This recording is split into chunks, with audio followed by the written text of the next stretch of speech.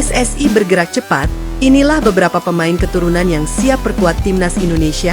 Striker 193 cm jadi sorotan, media Vietnam mulai khawatir. Deretan pemain keturunan ini bisa ubah kekuatan timnas Indonesia. Akhirnya yang ditunggu-tunggu pecinta sepak bola Indonesia benar-benar terjadi. Setelah berbulan-bulan hanya menjadi rumor dan perbincangan di media sosial, kini 4 pemain keturunan resmi bergabung dengan timnas Indonesia. Bukan 1, bukan 2, tetapi 4 pemain sekaligus yang langsung dipanggil untuk mengikuti training camp perdana sebagai persiapan menghadapi Piala AFF. Kehadiran mereka langsung memunculkan satu pertanyaan besar. Apakah ini menjadi awal lahirnya skuad Garuda paling mengerikan dalam sejarah? Ataukah justru akan memunculkan persaingan yang semakin ketat di dalam tim? Yang jelas, keempat pemain ini datang dengan kualitas yang tidak bisa dianggap remeh. Ada yang bermain di Australia, Belanda, Belgia, hingga Eropa Selatan. Mereka membawa pengalaman, mental, dan karakter permainan yang berbeda. Siapa saja mereka? Bagaimana perjalanan mereka hingga akhirnya memilih merah putih? Dan mampukah mereka membawa Indonesia berbicara banyak di Piala AFF? Semua akan kita bahas sampai tuntas di video kali ini. Jadi pastikan kalian menonton sampai selesai, karena di bagian akhir nanti kita akan membahas siapa yang paling berpeluang langsung menjadi starter di timnas Indonesia. Beberapa tahun terakhir, wajah timnas Indonesia memang berubah sangat drastis. Kalau dulu Indonesia sering kesulitan bersaing dengan negara-negara Asia Tenggara, sekarang situasinya mulai berbeda. Kehadiran pemain diaspora membuat kualitas permainan Garuda meningkat secara signifikan. Permainan menjadi lebih cepat, lebih disiplin, lebih berani menguasai bola, lebih percaya diri menghadapi lawan-lawan besar. Namun perjalanan menuju tim yang benar-benar kuat ternyata belum selesai. PSSI masih terus mencari pemain-pemain keturunan yang memiliki kualitas untuk memperkuat skuad Garuda. Dan kini, penantian itu akhirnya berakhir. 4 nama baru resmi menjadi bagian dari proyek timnas Indonesia. Mereka adalah Luke Vickery, Dean Zandbergen, Robin Mirisola, dan Danielson Suarez Silva. 4 pemain dengan karakter berbeda.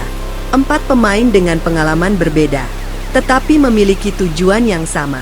Membela lambang Garuda di dada. Nama pertama yang mencuri perhatian adalah Luke Vickery. Pemain muda yang dikenal memiliki kecepatan luar biasa ini selama beberapa musim terakhir berkembang di kompetisi Australia.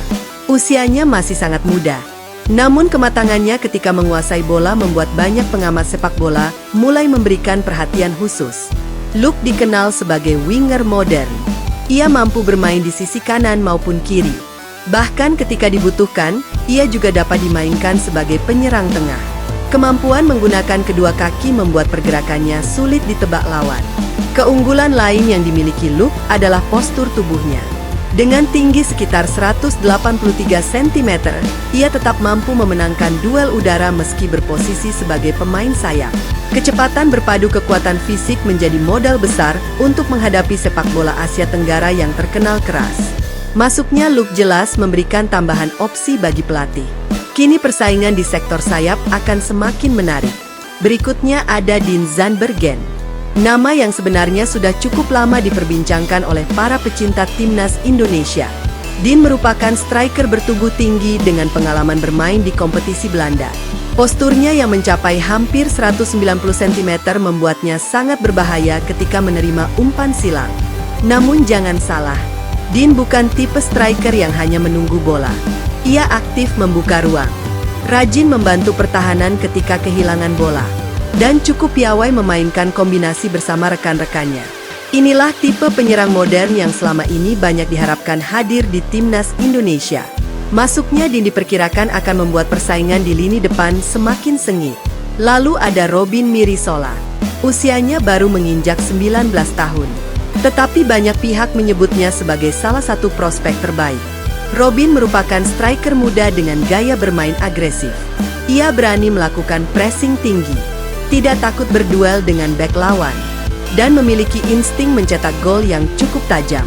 Meski masih muda, mental bermainnya sudah terlihat matang. Inilah alasan mengapa banyak orang menyebut Robin sebagai investasi jangka panjang timnas Indonesia. Jika terus berkembang, bukan tidak mungkin beberapa tahun ke depan ia menjadi ujung tombak utama Garuda.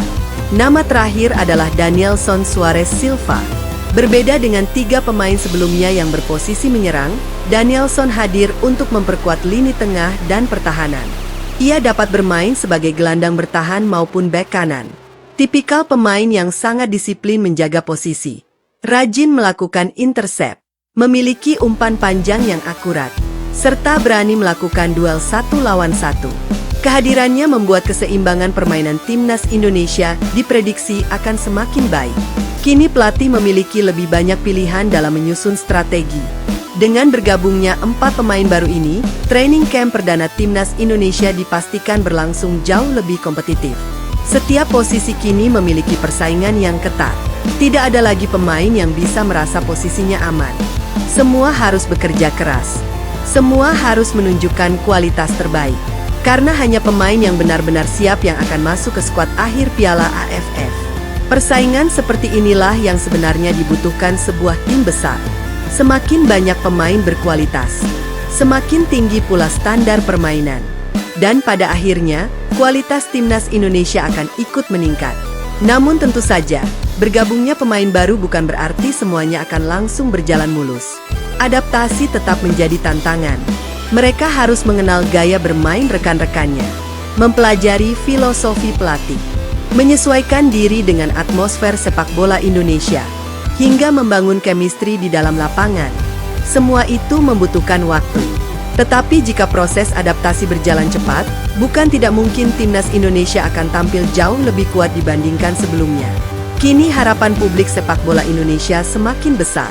Semua ingin melihat bagaimana kombinasi pemain-pemain lokal dengan para pemain keturunan ini.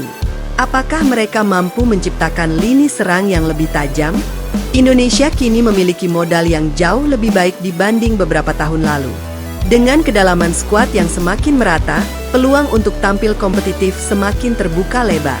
Tentu saja semua pencinta sepak bola Indonesia berharap keempat pemain baru ini dapat memberikan kontribusi maksimal.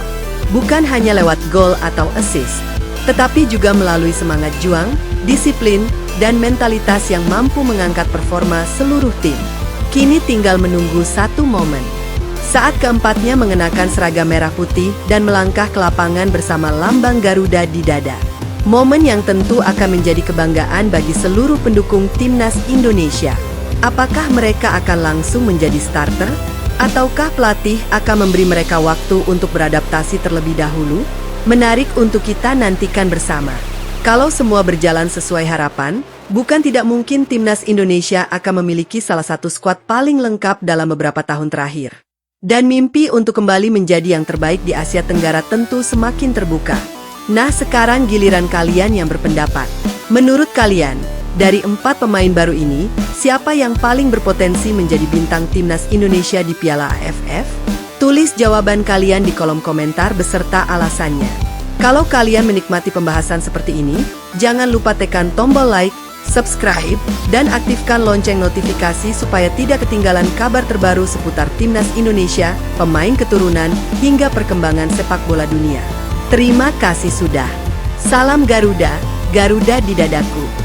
Namun, kabar paling menarik bukan hanya soal bertambahnya daftar pemain keturunan yang masuk radar PSSI. Yang membuat publik semakin antusias adalah proses naturalisasi yang mulai menunjukkan perkembangan nyata.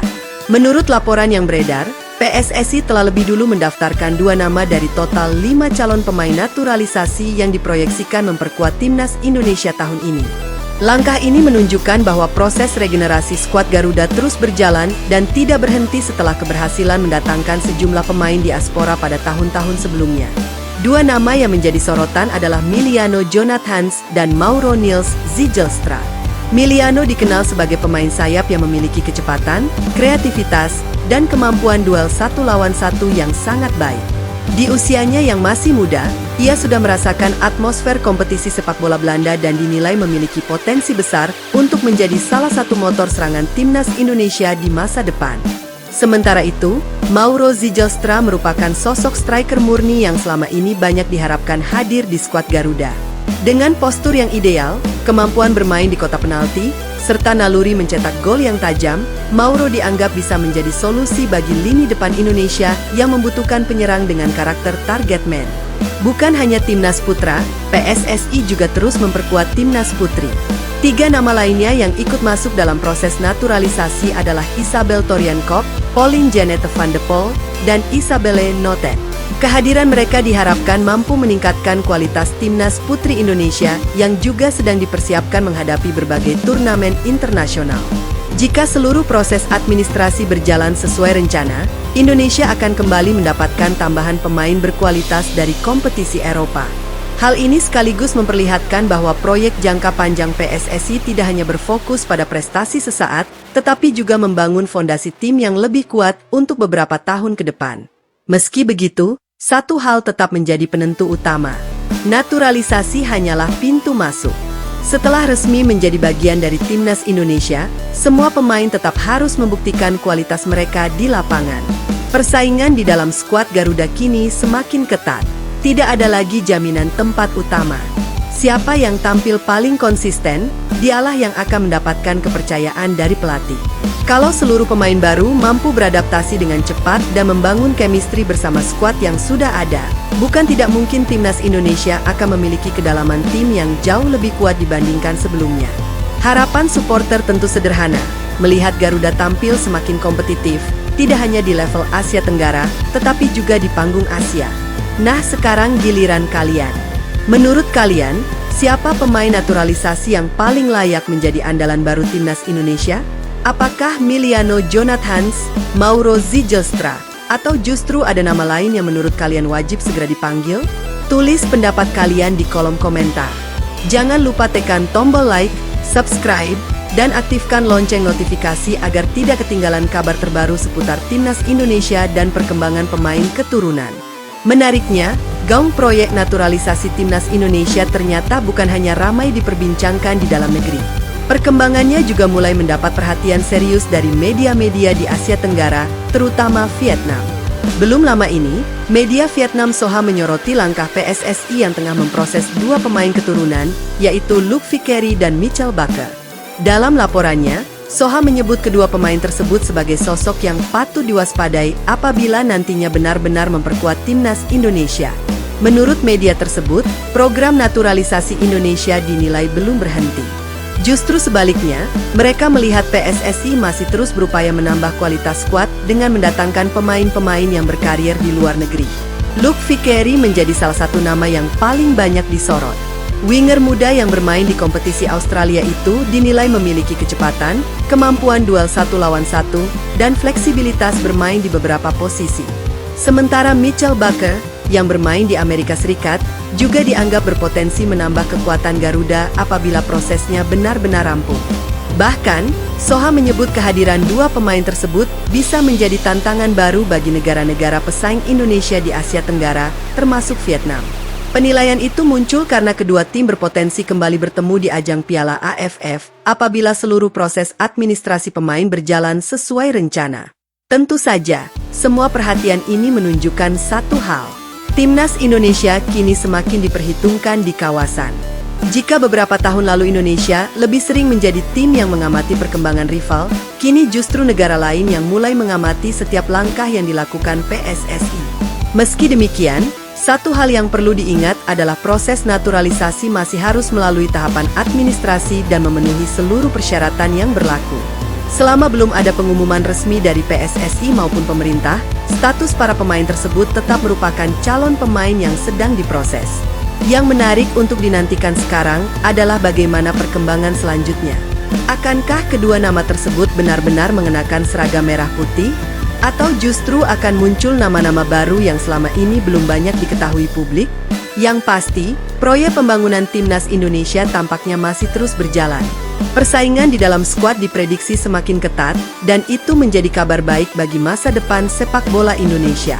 Kalau menurut kalian, apakah Luc Vickery dan Michel Bakker akan menjadi tambahan yang tepat untuk timnas Indonesia? Tulis pendapat kalian di kolom komentar. Jangan lupa like, subscribe, dan aktifkan lonceng notifikasi agar tidak ketinggalan update terbaru seputar timnas Indonesia. Narasi lanjutan. Kalau sebelumnya kita membahas beberapa pemain keturunan yang masuk radar PSSI, kali ini muncul lagi satu nama yang membuat publik sepak bola Indonesia kembali penasaran. Bukan tanpa alasan. Sosok ini memiliki postur yang benar-benar ideal untuk seorang penyerang. Tingginya mencapai 193 cm. Namun yang paling menarik bukan hanya soal tinggi badannya. Yang membuat banyak orang mulai melirik adalah produktivitasnya di Liga Belanda. Di usianya yang masih muda, striker ini tampil cukup tajam dan mulai dikenal sebagai penyerang yang haus gol. Pergerakannya di kotak penalti, kemampuannya memenangkan duel udara, hingga penyelesaian akhirnya membuat banyak pengamat menilai ia memiliki karakter striker murni yang selama ini dibutuhkan timnas Indonesia. TV One News 1. Nama pemain tersebut adalah Dean Zandbergen. Beberapa waktu terakhir, namanya memang terus dikaitkan dengan timnas Indonesia. Bukan hanya karena performanya yang terus meningkat di kompetisi Belanda, tetapi juga karena ia memiliki garis keturunan Indonesia dari pihak keluarga. Hal itulah yang membuat peluang membela skuad Garuda terus menjadi bahan pembicaraan. TV One News 2. Kalau kita melihat gaya bermainnya, Dean bukan tipikal penyerang yang hanya berdiri menunggu bola datang. Ia aktif membuka ruang, rajin melakukan pressing kepada lawan, kuat dalam duel udara, dan yang paling penting, memiliki naluri mencetak gol yang cukup tajam. Dengan postur hampir 2 meter, banyak yang langsung membayangkan bagaimana berbahayanya Dean ketika menerima umpan silang dari sisi lapangan. Bayangkan saja, di sisi sayap ada pemain-pemain cepat yang mampu mengirim umpan akurat ke dalam kotak penalti. Lalu di tengah sudah menunggu seorang striker setinggi 193 cm yang siap memenangkan duel udara. Skenario seperti ini tentu menjadi sesuatu yang selama bertahun-tahun diharapkan oleh para pendukung timnas Indonesia. Apalagi selama beberapa musim terakhir, Indonesia memang sering kesulitan menghadapi lawan yang bertahan rapat. Kehadiran striker dengan postur tinggi dan kemampuan duel udara bisa menjadi salah satu solusi untuk memecah kebuntuan. Yang membuat Dean semakin menarik adalah konsistensinya di kompetisi Belanda. Ia beberapa kali menunjukkan ketajamannya dengan mencetak gol secara beruntun, sehingga namanya semakin sering diperbincangkan sebagai salah satu penyerang muda yang sedang berkembang. Namun, di balik semua antusiasme itu, ada satu hal yang perlu diingat. Hingga saat ini, Dean masih dikaitkan dengan timnas Indonesia dan belum diumumkan secara resmi sebagai pemain timnas. Artinya, semua proses tetap bergantung pada keputusan PSSI, kelengkapan administrasi, serta ketentuan FIFA yang harus dipenuhi. Meski begitu, kabar ini tentu menjadi angin segar bagi para pencinta sepak bola tanah air. Karena satu hal yang tidak bisa dipungkiri, timnas Indonesia memang membutuhkan semakin banyak pilihan di lini depan. Persaingan yang sehat akan membuat setiap pemain terus berkembang. Semakin banyak striker berkualitas yang tersedia, semakin besar pula pilihan bagi pelatih untuk menyusun strategi menghadapi lawan-lawan kuat di level Asia maupun Asia Tenggara. Nah, sekarang kami ingin mendengar pendapat kalian. Menurut kalian, apakah Dean Zandbergen adalah sosok striker yang selama ini dibutuhkan timnas Indonesia? Atau masih ada pemain keturunan lain yang lebih layak mendapat kesempatan membela Garuda? Tulis pendapat kalian di kolom komentar. Jangan lupa tekan tombol like, subscribe, dan aktifkan lonceng notifikasi supaya tidak ketinggalan update terbaru seputar timnas Indonesia, pemain keturunan, hingga perkembangan sepak bola dunia. Sampai jumpa di video berikutnya.